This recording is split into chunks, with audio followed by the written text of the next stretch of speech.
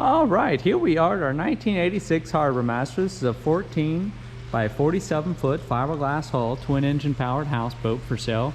We're here on the Lake Loudoun section of the Tennessee River.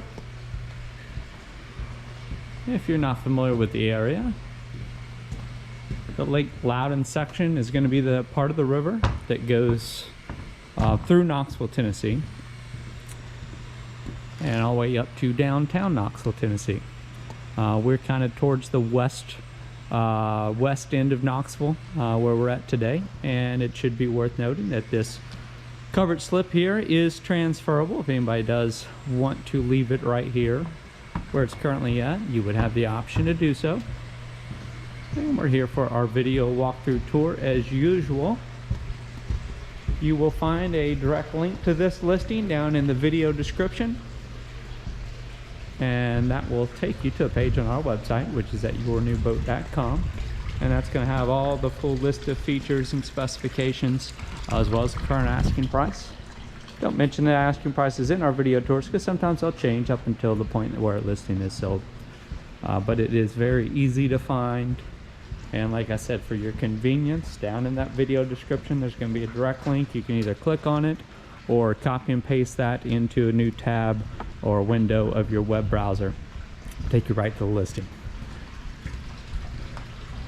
Now, if you are not wanting to leave YouTube for your boat browsing, I would recommend at the end of this video tour there's going to be two things that pop up on your screen, and one of those two things will be a link to our current listings playlist, which is on our YouTube channel. So that's going to be the best way to find just the current inventory that we have available for sale at the current time. And when this one does become sold, it will move from our current listings playlist to our sold boats playlist, and the title will also change. And instead of saying for sale on the Tennessee River, it will change to sold. So, but I'm just stepping onto the front porch here, where we've got a nice windlass anchor, and then you can also tell we've got the catwalks on either side. This is connected to 50 amp shore power hookup, and we're gonna go ahead and step inside the main cabin sliding door right here.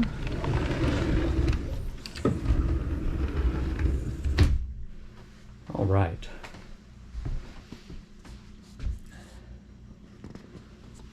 So this one has been updated a bit from 1986.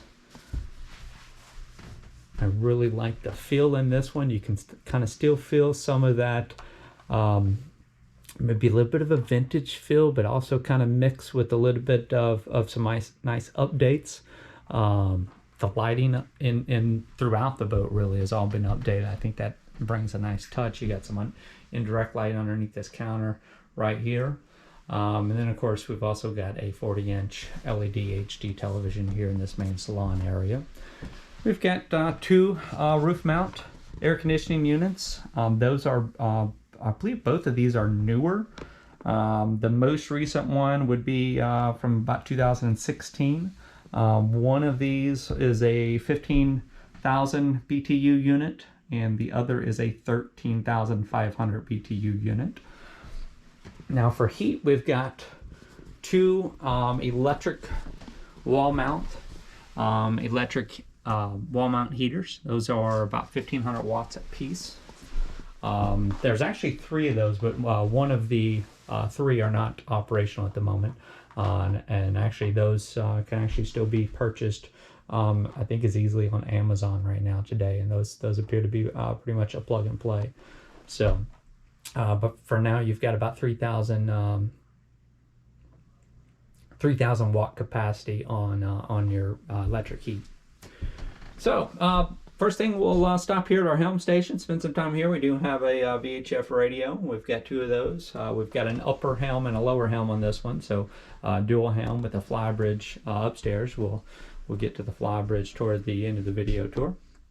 And while we're here at our main Helm console, it should be worth noting we've got about 2,012 hours on a pair of twin Those are counter-rotating Chrysler Crusader 270 horsepower V-drive inboard V8 engines. And we've got a 7.5 kW Kohler generator. More on that when we get to the engine room a little bit later on. Excuse me, but while we're talking hours, Kohler generator has about 3,210 engine hours on it. And then your other items here at our helm station, we've got your windlass anchor controls. You're going to have your port and starboard side tachometers, as well as your port and starboard side battery volt gauges. What we got here, engine water pressure, or oil pressure, I'm sorry, engine oil pressure, engine temperature gauges, and then you've got a single fuel tank and fuel gauge.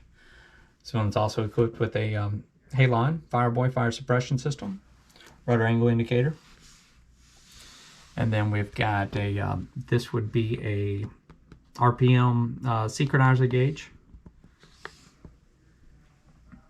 and this would be a gas vapor detector.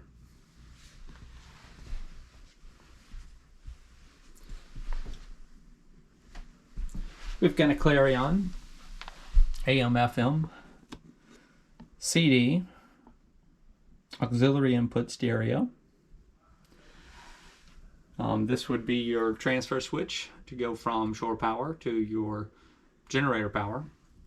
And this would just be a voltmeter right here where you can monitor volts being produced either by shore power or generator, and also it's got reverse polarity warnings built into it as well. So this Clarion AM FM CD auxiliary input satellite ready stereo does have a total of, what we got on this one, 6 speakers. 4 of those are going to be in the cabin, 2 up on the Flybridge upstairs. And then we've got a mix of 12 volt lighting as well as 110 lighting throughout. So for an example, this light directly over the helm right there, that's going to be a battery powered 12 volt light. And then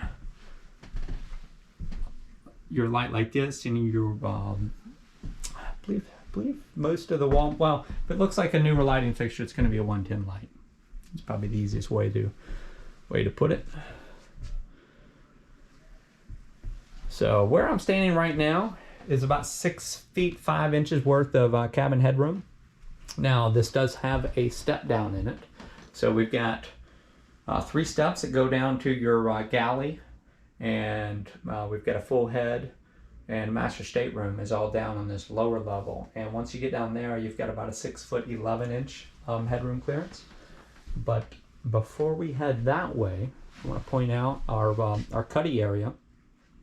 So just to the right of the helm area here, or just to the starboard side of the helm, we've got a couple steps that lead down into cuddy stateroom area.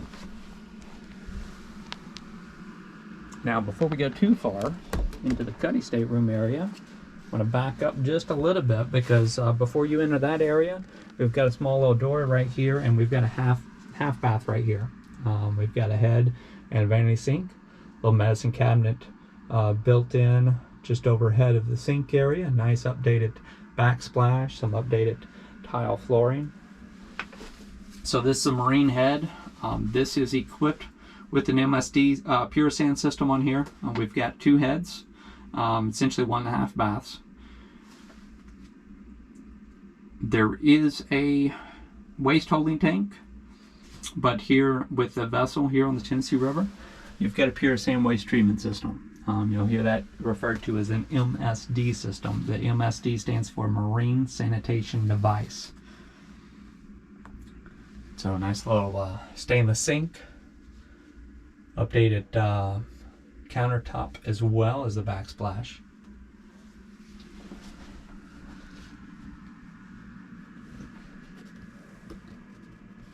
Updated lighting down here as well. Alright, so I'll go ahead and close the door there on our half bath. And now we're in kind of a, this is often referred to as a crawl-in cuddy. This is a double cuddy. This is essentially the full beam of the boat. Beam also means the width. And we got a small little space heater down here just because we are kind of in the winterization time of the year in our area. The lakes and rivers do not freeze here, but you do want to take winterization precautions mostly with your plumbing this time of year. Eventually, if you're not using the boat, you're also going to want to winterize that engine room. So these are these mattresses. These first thing I should point out, these are newer. These are custom memory foam mattresses. These are 7 inches deep, and they are kind of a custom size. I believe this size is referred to as an RV 3/4 bed, or 3/4 width RV bed. Now you don't hear that term referred to a lot residentially, but essentially that bed measures about 46 inches wide by 74 inches long. And we've got 2 of them right here side by side.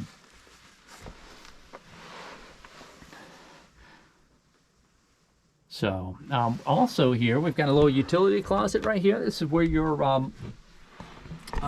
you've got your chemical cartridge for that pure sand system, and then we've got this is a 19.9 gallon electric water heater. We've got some nice port windows on your bow and on the port and the starboard side of your beds here. Another small little utility closet just forward of that. And then before I leave this area, and and also I don't know if I mentioned it, but we've got about 50 inches of height down here in this crawl-in cuddy. So kids tend to love these spaces down here.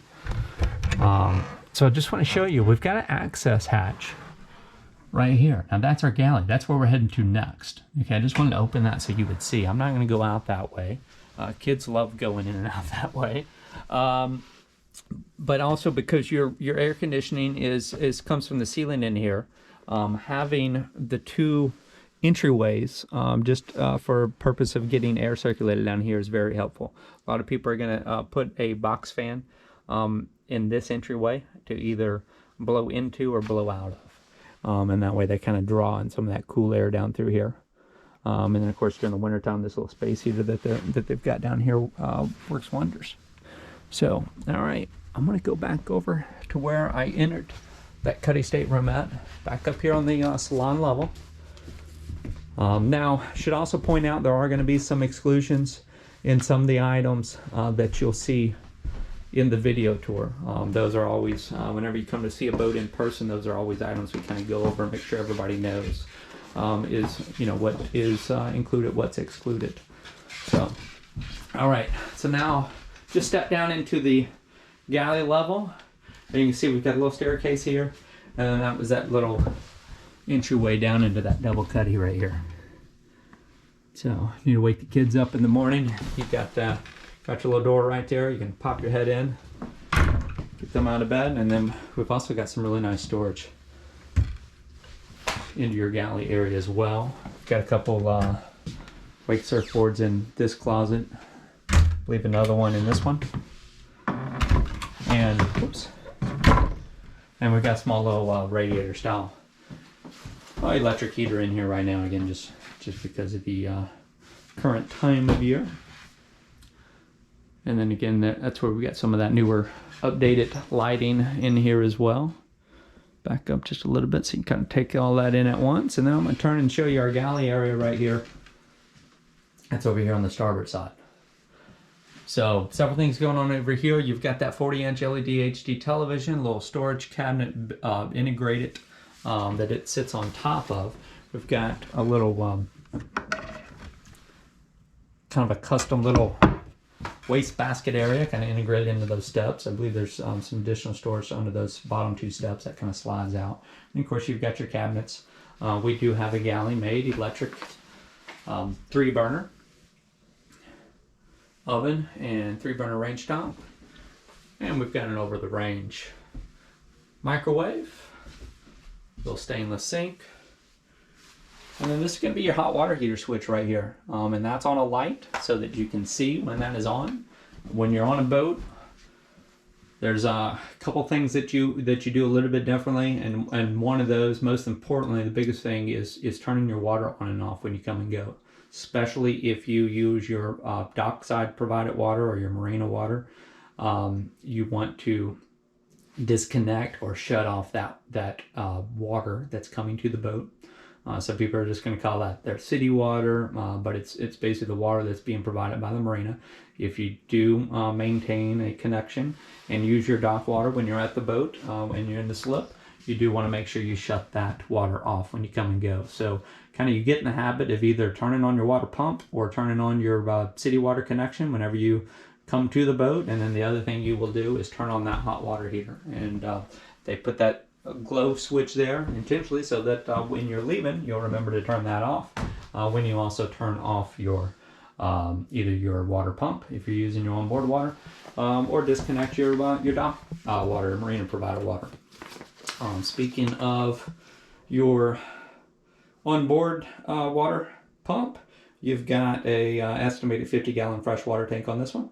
And then of course we had the 19.9 gallon water heater, and we've estimated about a 30-gallon waste holding tank. So now using that MSD system, you're not in need of that waste holding tank. But if your travels take you to an area where the pure sand system is not permitted, you've already got a waste holding tank on board. Now, I'm going to lay this range top down just so you see, but you've got the little bar here that's going to keep your butts from leaving the range top area when you're underway or even in the dock, and then that will fold down and then essentially gives you some more counter space when you need it. Just got standard electric refrigerator freezer over here just to the stern area of the galley. And then I believe this is the wall mount heater that does not work. Again, there's 3 of those, each of those 1500 watts a piece. I believe that's the one that does not work. This hatch right here is just an access point for your freshwater, well, for your pure sand system. You got a cabin bilge pump right here. Nice and dry bilge area down there as well. It's always good to see. It might be a little bit too dark. There's one of your tanks right there, and then just behind that pure sand system is going to be your other tank. So one of those being a freshwater tank, one being the waste holding tank. Moving along further to the stern area of the boat, we've got this is your full bath right here, or your head compartment. And I just want to close that door just so you can see.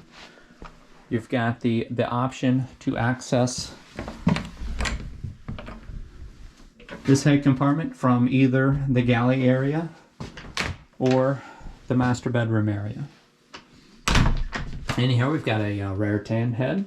That's an updated, I believe that's a rare tan, I want to say Atlantis head, but that is their updated version of their marine head. And then again, updated countertop in here. You've got some nice lighting and updated faucet. Integrated medicine cabinets. More updated lighting just overhead. And then just behind this door here, come on into our bathroom. And here's your shower stall.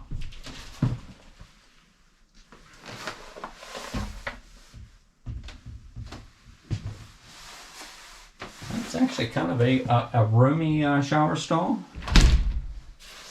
in the boat world, and really the entire head compartment's got some good space in here. All right, come back out to the galley area just briefly, and then stepping into our master stateroom here. So here in the master stateroom. Again, another memory foam. This is a new mattress. This is about 8 inches deep, and this is just barely smaller than a queen size. This is another custom mattress in here. It actually measures about, I think it was about 58 by 78. So I believe you'd be just fine putting a standard queen size bed mattress in here as well. You definitely have the room, but it's just a few inches shorter of a queen on both the width and the length. You do have the little integrated nightstand right over there on the corner, and actually you've got, you don't have quite the nightstand, but you've also got kind of just a little bit of nightstand or counter space behind the headboard. And they've got this mattress kind of angled in this room here, and that's so that you can access both sides of that bed freely without having to crawl over your partner getting in and out of the bed. You've also got some storage integrated by way of some dresser drawers integrated underneath the bed as well. Also have some storage just overhead, getting some of that newer lighting that we talked about. Oh, okay, and this would be the older of the roof air units. I believe this is going to be the 13,500 BTU unit, and the 15,000 BTU unit from 2016 is the one in the living room area of the boat. I'm going to close this master door here, just so you can see our storage. You got a nice large hanging closet right here. Again, more cabinets overhead and some integrated just in here below this television. So I really think they did a nice job in this one of kind of maximizing the storage space in here. That would be the third of the electric wall mount 1500 watt electric heaters, wall mount units, just over here to the starboard side of those steps. And then we've got a 32-inch. Yeah, that's a 32-inch Philips LCD television, and it's with a DVD player and VHS combo. Two more of those cabin speakers back here in the master stateroom. So if you've been keeping track, we've got two in the kind of your living room area, two here in the master, and then there's going to be two more up on the Flybridge whenever we exit out back to the exterior, which is what we're going to do next. Now you can use this little step ladder right here to go out the sliding door here. I am not going to do that today. I'm going to just walk right back through the interior, which is a great chance to give you one last time to see the interior, and then we're going to take the catwalk down the side.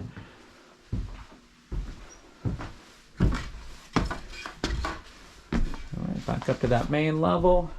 We're heading out the side door onto our catwalk, and now we're going to head toward the stern of the boat.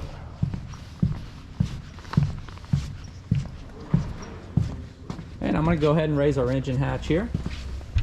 It's a nice deep hole on this one, and actually quite a generous amount of room down here in the engine room. I'm going to step down onto our fuel tank. This is about a just under 200-gallon fuel tank. I believe it's a 195-gallon aluminum fuel tank right here. These are gasoline engines. Again, these are 270 horsepower Ps, about 2012 engine hours. Again, these are counter-rotating Chrysler Crusader 270 horsepower V8 inboard V-drive engines. So, very neatly organized engine room back here. Quite enjoy seeing an engine room like this. And here is that 7.5 kW Kohler generator, again about 3,210 engine hours on it. And we've got a small little heater that's currently in our engine room here, and that's you don't want to use that in place of winterization, but it's a great way, great thing you can use to extend your season, at least in our area. Our Fireboy Halon fire suppression system is just behind that generator, and this would be your port side Crusader, again 270 horsepower V8 inboard V-drive engine. So the inboard means you do not have an outdrive. We've got prop shaft exiting through the bottom of the hull right here.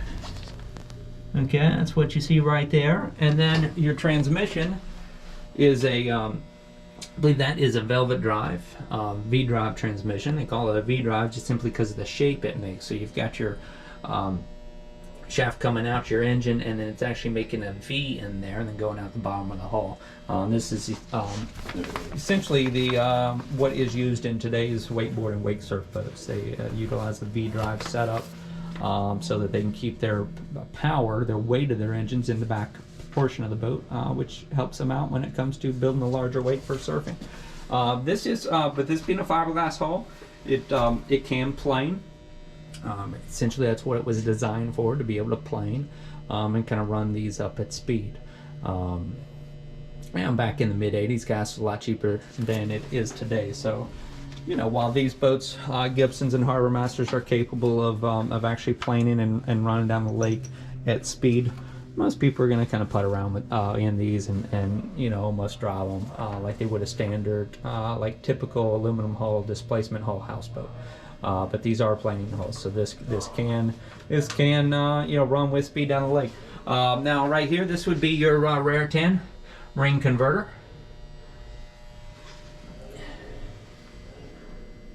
And what else do we need to point out in here? I should point out these are these batteries are newer. These X2 powered batteries. I have some personal experience with those batteries. I actually have been quite happy with the performance of those. I consider that to be an upgrade. Now while I'm here,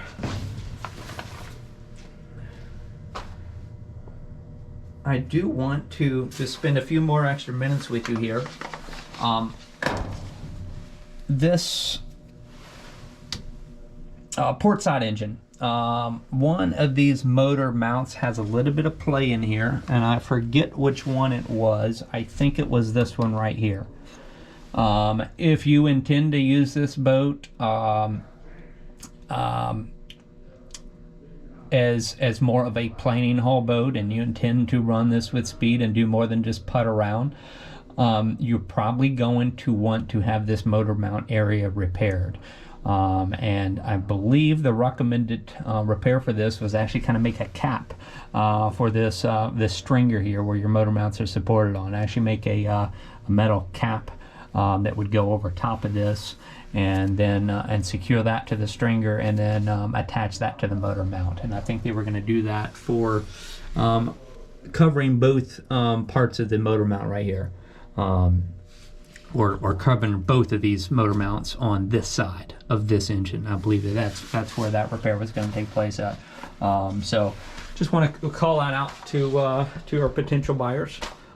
This one, last bottom paint was done in 2015.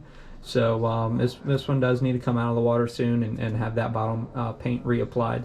And then, you know, again, if you're wanting to be able to kind of use this more as how it was originally designed in '86 and actually run some fuel through here and run it at speed, then you're also going to want to look into going ahead and having that stringer kind of capped and the motor mounts redone on this particular engine.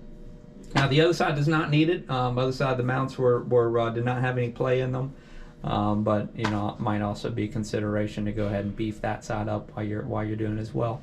But that would certainly just be at the buyer's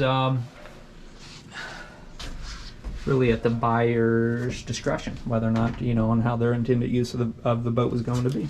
So let me climb on out of here. So it's kind of a deep engine room, and get a grip on this and close this engine hatch.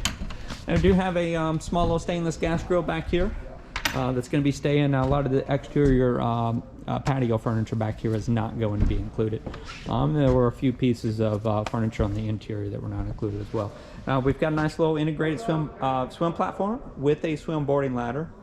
Now this may kind of look like a funny setup to you, but essentially what happens is you've got these 3 steps that are on that clip there, and that's going to fold down over the water. So you're going to have 3 steps coming out of the water onto the swim deck, and then those other 2 steps that's kind of secured to will get you up here onto your main deck level. Now I'm going to use this small little ladder to get up to our upper level. Now here's one of those 2 roof mount air conditioning units, and HarborMaster has this kind of little integrated little table that they did with a lot of their roof air units, because what happens is when you don't have a little table there, people tend to set on them or step on those, and they crack your cowling and sometimes even damage the AC unit themselves. So again, the patio furniture up here, a little AstroTurf, that's not staying with this one. Gonna gloss over that area then. And now here we are up at our dual Helm Flybridge. Again, your second roof mount air unit. This, again, I think that's the 1500 BTU capacity one. You've got that little table cover for it as well. You've got front to back, port and starboard passenger seats. Do want to note that these are not mounted down, so you can move these around. You can even take those down to your lower level up here on the rooftop as well. Give you some more room up here on the Flybridge. But do want to just call your attention to that. These are not mounted down, and these also fold down flat, and they'll make a little sun lounge area as well. So point that out to you. Now here's your captain seat. This swivels, and you've also got the little flip up bolster, which is nice. And actually this will go, okay, no, it just turns around. I thought that back rest was also reversible, but that bolster does go up and down. Now here at our Flybridge, we've got a Humminbird 788 CI HD depth finder and chart plotter. And this, so your sonar, your depth finder is going to have, it's currently showing 21.5 feet, and this will also have a fish ID, where if any fish go by, you're going to see a little fish icon on that. Of course, you can turn that part on and off. And then there's your little GPS chart plotter. It's going to track you where you're at in the lake, show you your GPS speed as well. And then that's, I'm going to guess that's probably the water temperature, because we are much chillier than that as far as the air temperature goes today. Now, to the last pair of those 6 total speakers are up here on the Flybridge. We got some nice integrated stainless steel cup holders up here at the Flybridge, 4 of those in total. You've got a remote for that stereo system right here. We've got a rudder angle indicator gauge. Of course, you've got both your shift controllers and your throttle controllers for both port and starboard sides. You got a Wagner steering wheel up here, as well as that second standard Horizon VHF radio. You have a working horn, working navigation lights. They function tested those items. And then your gauges up here at the Flybridge are going to be the same as down below. You've got your oil pressure, your engine temperature, your tachometer, battery volts, and then over here on this side you're going to have the same: your battery volts, your tachometer, engine temperature, and engine oil pressure. Rudder angle indicator right there in the center. I think I already called your attention to that. And then you've also got the digital RPM synchronizer gauge. That's going to kind of give you a quick reference point, especially up here on the Flybridge, because how far apart your port and your starboard side RPM gauges are. That'd be a nice quick reference. We can kind of, whenever you are running, you can sync the RPMs up as close as possible using this gauge right here. The gauge you're missing up here would be the fuel gauge. Now, with 195 gallons, you can be able to keep an eye on it from down below before you head up top. I think you'll be just fine. I should point out that the remote spotlight on this one did not function for us. Now, we do have a nice Bimini top overhead here on your Flybridge. I like the gray canvas coloring on here, a little bit of a neutral coloring. And then we've also got the boat's name, Misbehavin', on either side of the port and starboard sides of your Flybridge up here. We've got about 14 feet of bridge clearance up here. That'd be with the Bimini top folded down. And stepping back down to mid-level. Oh, actually, before we come off the roof, we're going to go ahead and go right into the wear and tear portion of the video tour. And the reason I want to start here on the roof is because there are some stress cracks on this. Now, the boat's been undercover for a long time. Previous owner had this undercovered slip. The owner before him had an undercovered slip. Now, here's kind of some chips in the gel coat of this fiberglass Flybridge panel. So you can kind of see that gel coat's chip. You got a little bit of those fiberglass, some of that fiberglass showing right there. Now, that's different from the stress cracks. I think there was some, yeah, right over here. So this be a good example.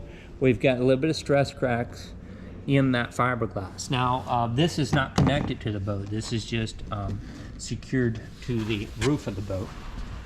That's not actually fiberglass from the boat, but when we walked around this on the deck, we had some stress cracks just a little bit everywhere. Mostly are going to be everywhere one of the hull walls meets the hull deck. This is the most common place we saw them, and a lot of these seams right here. So now, if this boat was out in the cover, if you were not under a covered slip, all of these areas must be sealed up to prevent water from getting underneath this gel coat surface and into the deck.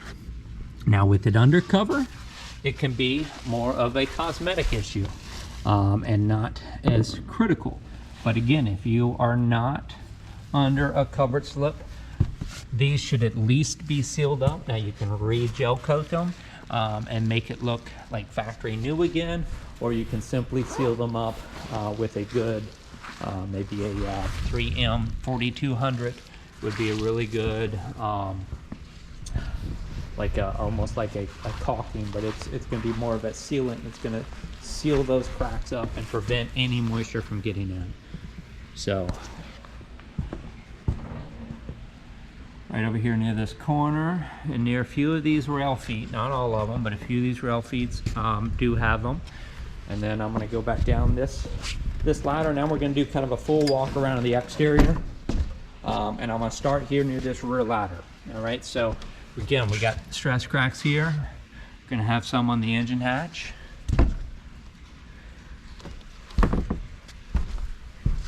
And we go back over here to the ladder and show you where they're at. Here, right there, where that kind of cabin wall meets the deck. So this is kind of what we're looking at.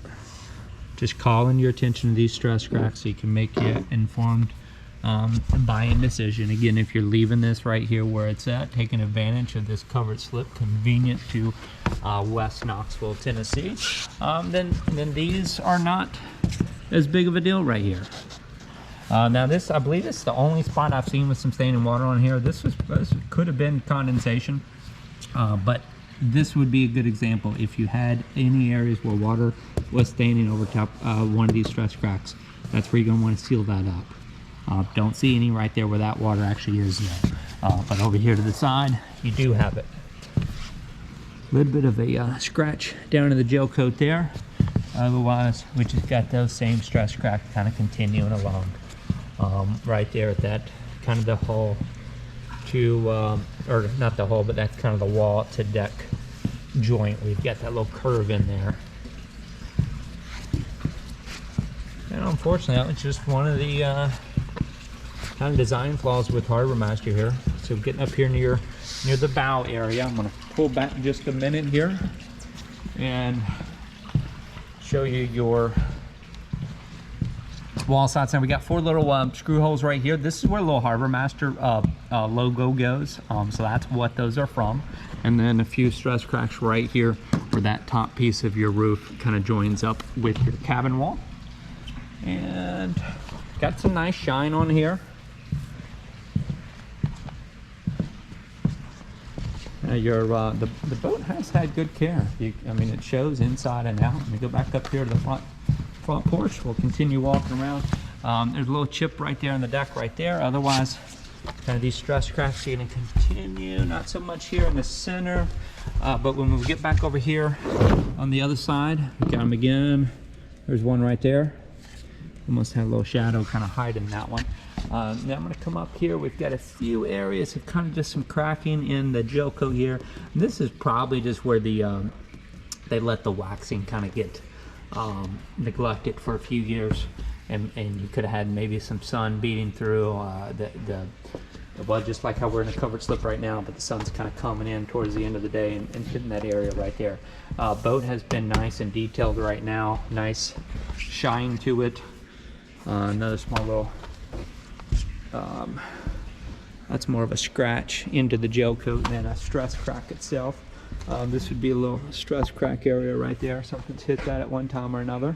And then of course here's our big windlass anchor up here. You got some chain, some road or rope that's underneath that. And actually while I'm here, it's be a great time to show you our bow hatch here. So that's your anchor rod right there. That little basket's collecting that when it gets lifted up from that anchor there. Otherwise, that's just a nice little storage compartment. There's that HarborMaster kind of little logo plate right there. That is where we had the screw holes over there on the starboard side. And then a few stress cracks right up here next to where that anchor is. All right, now we're going to head down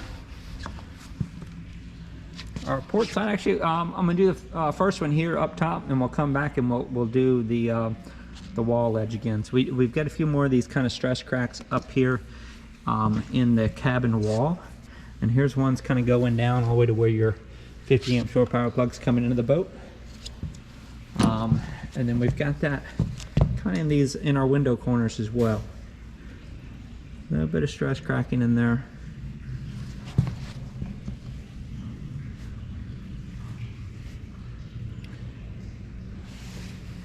Call your attention to these areas. We always try to represent all of our listings as accurately as possible.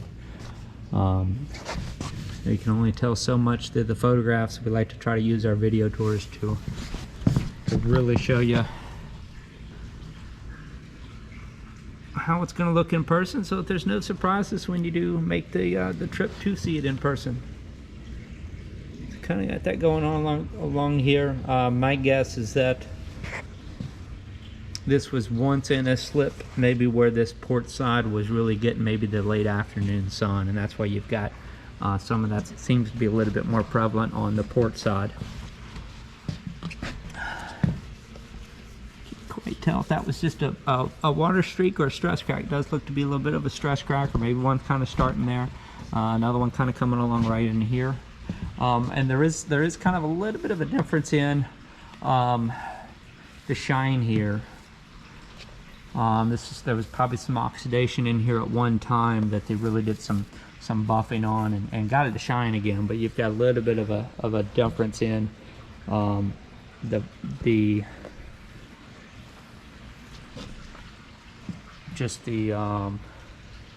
a bit of a fade there almost in that gel coat. So again, got some of that around the windows up here. Now the windows do have a nice seal around them as far as the caulking goes, but we just got those stress cracks a little bit everywhere on this one. So again, undercovered slip, kind of more of a cosmetic thing, but if your plans are going to be taking you in this boat out, and I showed you this one earlier, that's the that corner of that roof line up there. So we're getting close to where we started over here. So we kind of started right here in this corner with the stress crack. So now you're going to go back along and hit your deck over here on this port side. We got a few of these on the rail feet, and then I'm going to kind of go back and forth from the deck to wall side to the rail feet. Somewhere right in there. There you go, right there.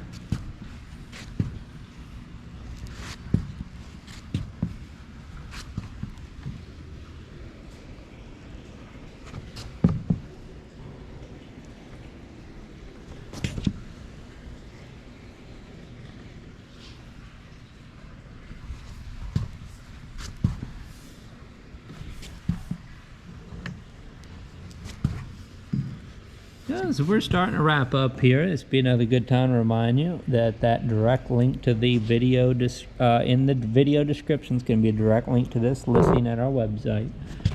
That's where you're going to find all the current information as well as our contact information. We do not monitor the YouTube comment page, so if you do have any serious questions about this one or want to set up a time to come see it in person, please follow that. Use that link to get over to our website, or if whatever device you're watching the video on, if that video description is not available there, our website address is just www.yournewboat.com. You'll see that orange lettering and our name going across the top of that page. That's kind of an indicator that you're in the right place.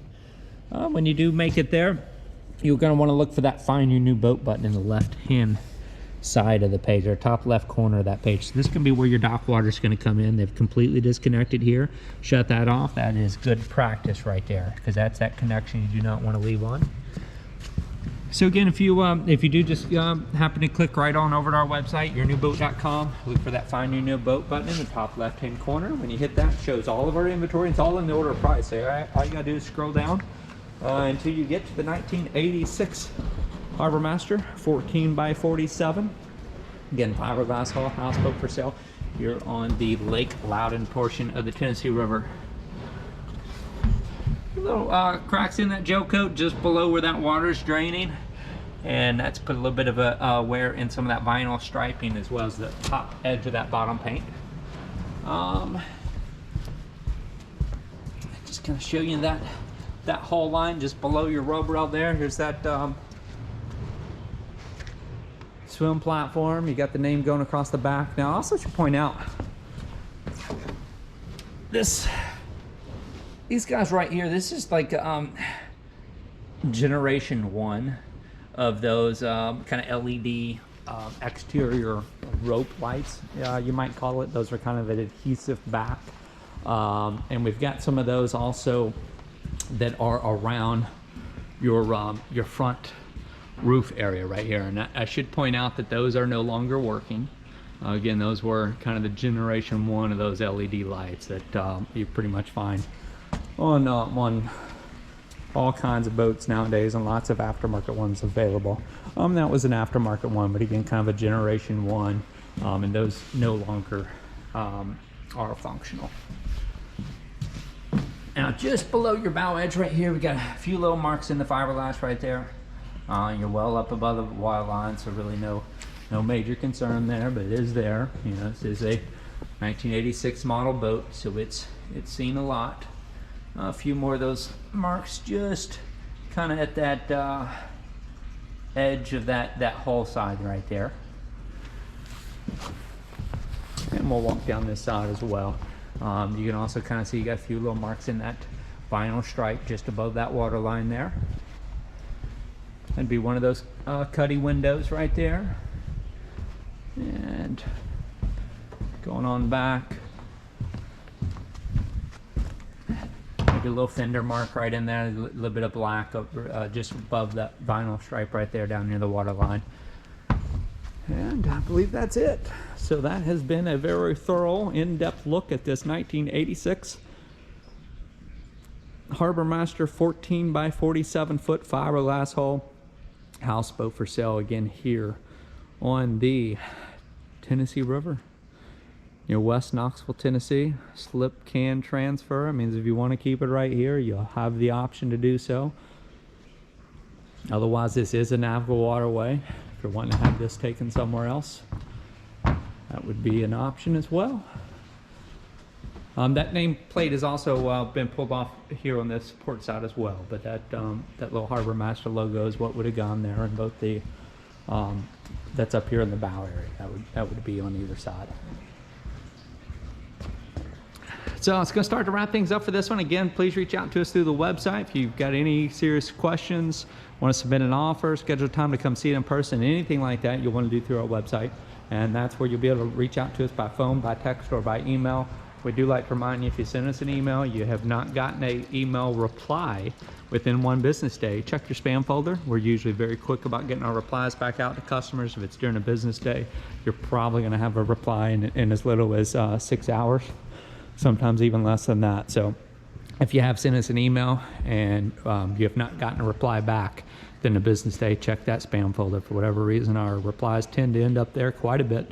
And then if you call us on the phone, I do like to remind you that we are often in areas without cell phone reception. It's not the case today, but when we're up on Norris Lake, that's the case very often. So if you get our voicemail and you do want to return a phone call, please make sure to leave us a message. Otherwise, there's a very high likelihood that we will not know that you called. And if you do one better, if you leave us a detailed message, let us know which listing you're looking at, what questions you have. As soon as we either finish with the customer or get back into cell phone service range, we'll be able to return your call. If we happen to miss you, we'll leave all the answers on your voicemail as well, just to save some phone tag. And otherwise, you can text us as well.